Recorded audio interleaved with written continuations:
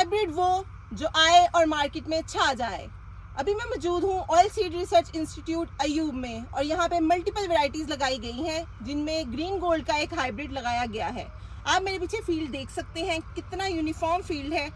और अगर मैं हाइब्रिड की क्वालिटीज़ की बात करूं तो उसमें जो मेजर क्वालिटीज़ देखी जाती हैं उनमें आता है कि वो अर्ली मैच्योरिंग होना चाहिए, हाई यील्डिंग होना चाहिए, डिजीज़ रेजिस्टेंस होना चाहिए। तो आइए मैं आपको इस हाइब्रिड की सारी क्वालिटीज़ दिखाती हूँ।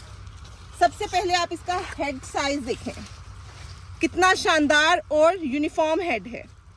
अगर मैं इसके सीड्स की बात करूं तो इसके सीड्स ब्लैक और बोल्ड हैं, यानी इसमें ऑयल कंटेंट ज़्यादा है।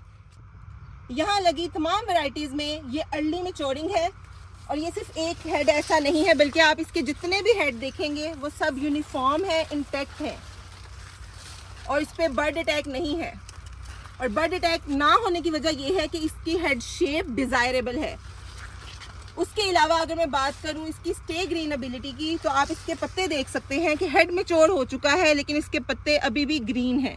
ग्रीन होने की वजह से इसमें फोटोसिंथेसिस अभी भी कंटिन्यू है और फोटोसिंथेसिस होने की वजह से इसके जो सीड साइज़ है वो बढ़ता रहेगा और उसमें ऑयल कंटेंट की मिकदार में इजाफा होता रहेगा।